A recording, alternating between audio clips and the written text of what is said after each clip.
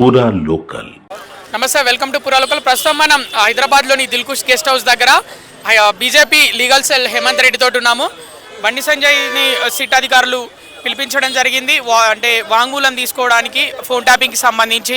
మరి ఏం జరగబోనుంది అంటే, ఒకవేళ నేరం రుజువైతే ఎవరైతే ఫోన్ ట్యాపింగ్ చేశారో వాళ్ళకి ఎంతకాలం శిక్ష పడనుంది అని అనుకుంటున్నారు?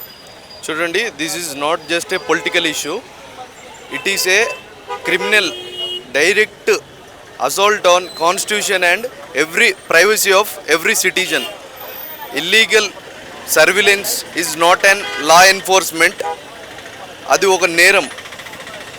సో బండి సంజయ్ గారు ఫోన్ ట్యాపింగ్, బండి సంజయ్ గారు ఒక్కరనే కాదు, బీజేపీ కార్యకర్తలు, నాయకులు, ఇతర పార్టీ కార్యకర్తలు, నాయకుల ఫోన్లు బీఆర్ఎస్ పార్టీ వాళ్ళ ప్రయోజనాల కోసం ట్యాపింగ్ చేసింది. ముఖ్యంగా బండి సంజయ్ గారి ఫోను మునిగోడు బై ఎలక్షన్ సందర్భంగా, పాదయాత్ర సందర్భంగా ఫోన్ను ట్యాపింగ్ చేస్తూ 19 నెలలు కాంగ్రెస్ ప్రభుత్వం ఏర్పడిన దగ్గర నుండి సిట్ ఏర్పాటు చేసిన తర్వాత కూడా ఈ విషయం పైన ప్రభాకర్ రావు గారు యూఎస్కి వెళ్ళడం జరిగింది. రేవంత్ రెడ్డి గవర్నమెంట్ దీని మీద ఎటువంటి ఇనిషియేటివ్ తీసుకోకుండా ఇది ఒక టైంపాస్ చర్యగా జరుగుతున్న విషయం. సిట్ పైన మాకు ఎటువంటి పూర్తి స్థాయిలో నమ్మకం అయితే లేదు. ఈ ఇష్యూని మేము through union government of India మేము రిప్రజెంట్ చేసేది ఏంటి అని అంటే, ఈ కేసు ఏదైతుందో దీన్ని సిబిఐకి హ్యాండ్ ఓవర్ చేయాలని చెప్పేసి కోరుతున్నాము. ఒకవేళ ఇదే గవర్నమెంట్కి కనుక సీరియస్నెస్ ఉండేది ఉంటే, కాంగ్రెస్ గవర్నమెంట్కి సీరియస్నెస్ అనేది ఉండేది ఉంటే, బీఆర్ఎస్ గవర్నమెంట్ కొలాప్స్ అయిన తర్వాత న్యూ గవర్నమెంట్ ఎప్పుడైతే ఫామ్ అయిందో, after farming of Congress government 19 నెలలు అవుతుంది. ఈ 19 నెలల నుండి అప్పటి నుండి మొదలైన చర్య ఈ రోజు వరకు దీని మీద ఎటువంటి ఒక సింగిల్ యాక్షన్ అనేది కూడా తీసుకోలేదు. ఎవరి మీద కూడా ఎటువంటి చర్య తీసుకోలేదు. నిన్న రేవంత్ రెడ్డి గారు మాట్లాడుతూ ఏమంటారు, కేసీఆర్ గారిని అరెస్ట్ చేయాల్సిన అవసరం లేదు, ఆల్రెడీ హౌస్ అరెస్ట్లోనే ఉన్నాడు అని చెప్పేసి అంటున్నాడు. దీనికి సందేహం ఏంటంటే, బీఆర్ఎస్ పార్టీ, కాంగ్రెస్ పార్టీ ఈ కొల్యూడ్ అయ్యి ఇది అంతా ఒక టైం పాస్ ఇష్యూగా ఫ్రేమ్ చేస్తూ ముందుకు నడిపిస్తున్న చర్య. ఫోన్ ట్యాపింగ్ ఎవరు చేసిరని అనుకుంటున్నారు మీరు?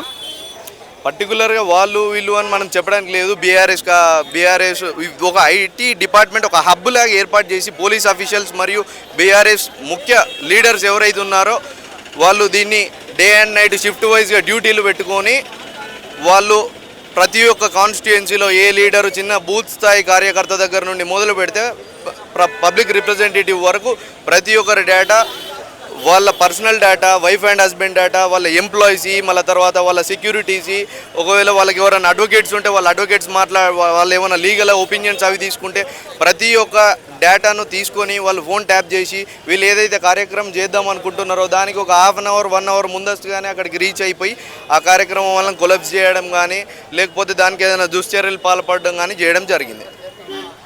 ఈ ఫోన్ ట్యాపింగ్ విషయంలో ప్రభుత్వ అధికారులు ఇలా రాజకీయ నాయకుల, ముఖ్యంగా వాళ్ళ అనుచరులు, వాళ్ళ గార్డులు, అలాగే వాళ్ళ డ్రైవర్లు, కుటుంబ సభ్యులై ఫోన్ ట్యాపింగ్ చేయడం ఎట్లా చూస్తారు? ఇది ఎలాంటి కేసు కిందకి వస్తుంది? ఇది as per Indian telegraphic act IPC sections ప్రకారం ఇది చాలా తీవ్రమైన నేరం. ఫోన్ ట్యాపింగ్ అనేది ఎప్పుడు జరుగుతుంది? ఏదైనా మనకు సెంట్రల్ లెవెల్ ఇష్యూ ఏదైనా జరిగినప్పుడు, నేషనాలిటీకి సంబంధించిన ఇష్యూస్ జరిగినప్పుడు, దేశ భద్రతకు ఏదైనా భంగం జరుగుతుంది అని అనుకున్నప్పుడు అది ఒక సిట్టింగ్ అరేంజ్మెంట్ ఫామ్ చేసి అప్పుడు ఎవరు ఫోన్ ట్యాప్ చేయాలి, దాని లీగాలిటీ గ్రౌండ్స్ ఏంది చూసుకొని అప్పుడు ఫోన్ అనేది ట్యాప్ చేయడం జరుగుతుంది. అది as per the legal norms ఎంత వరకు ఏ ఇన్ఫర్మేషన్ వాడు దేశ భద్రతను కాపాడని కోసం తీయాల్సిన ఇష్యూ. ఆ పార్ట్ ఆఫ్ దట్ ఎలాంటి అవసరం లేకుండా ఫర్ దేర్ పొలిటికల్ వెల్నెస్, వాళ్ళ పొలిటికల్ లాభం కోసం వాళ్ళు ఈ ఫోన్స్ అనేది బీఆర్ఎస్ పార్టీ వాళ్ళు, బీఆర్ఎస్ పార్టీలో సంబంధించి వాళ్ళకు సపోర్ట్ చేసిన పోలీస్ ఆఫీసర్స్ ఎవరైతే ఉన్నారో వాళ్ళందరూ కలిసి దీన్ని ఒక ఐటీ హబ్గా ఏర్పాటు చేసుకొని డే అండ్ నైట్ షిఫ్ట్ వైజ్గా కూర్చొని అందరికి ముఖ్య ప్రజాప్రతినిధుల ఫోన్లు ట్యాపింగ్ చేయడం జరిగింది. ఇదే ఇష్యూను బండి సంజయ్ గారు కానీ, దుబ్బాక మాజీ ఎమ్మెల్యే ప్రస్తుత మెదక్ ఎంపీ రఘునందన్ రావు గారు కూడా డీజీపీ మహేందర్ రెడ్డి గారికి కంప్లైంట్ ఇవ్వడం జరిగింది. కంప్లైంట్ ఇచ్చినప్పటికి కూడా దీనిపైన ఎటువంటి చర్య లేదు. కాంగ్రెస్ గవర్నమెంట్ వచ్చి 19 నెలల తర్వాత కూడా ఎటువంటి చర్య లేదు.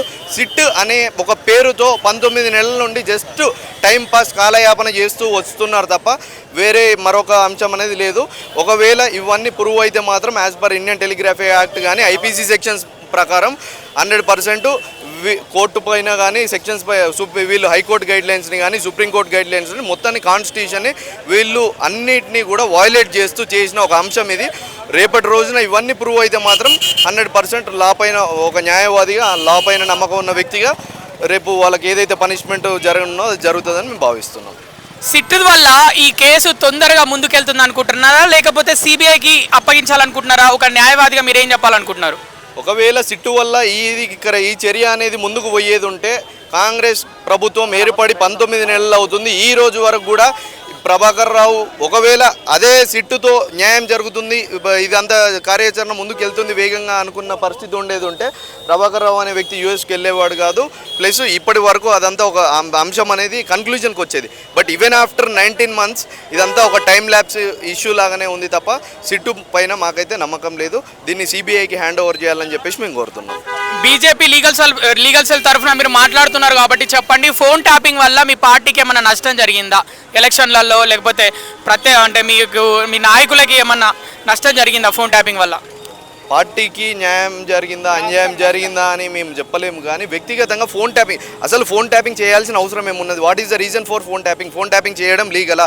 ఫోన్ ట్యాపింగ్ అనేది ఎప్పుడు చేస్తారు? దేశ భద్రతకు ఏదైనా ఆఘాతం ఏదైనా కలిగినప్పుడు, ఏదైనా నష్టం జరగబోతుంది అన్నప్పుడు చేయాలి. ఒక టెర్రరిస్టులు ఏదైనా ప్లాన్ చేసిల్లో ఒక బాంబ్ బ్లాస్టో సంథింగ్ ఏదన్నా మోస్ట్ ఇంపార్టెంట్ మ్యాటర్ ఏదన్నా బయటికి రివీల్ కాబోతుంది అనుకున్నప్పుడు చేయాల్సిన ఫోన్ ట్యాపింగ్.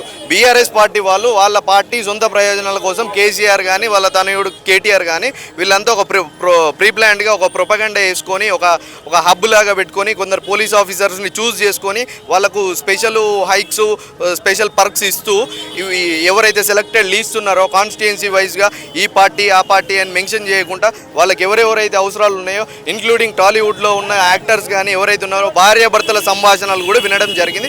ఇది చాలా చట్టరీతమైన నేరము. అసలు ఫోన్ ట్యాపింగ్ అనేది చేయాల్సిన అవసరం లేదు. ఇది చాలా దేశద్రోహం కిందకి కూడా పరిగణించబడుతుంది.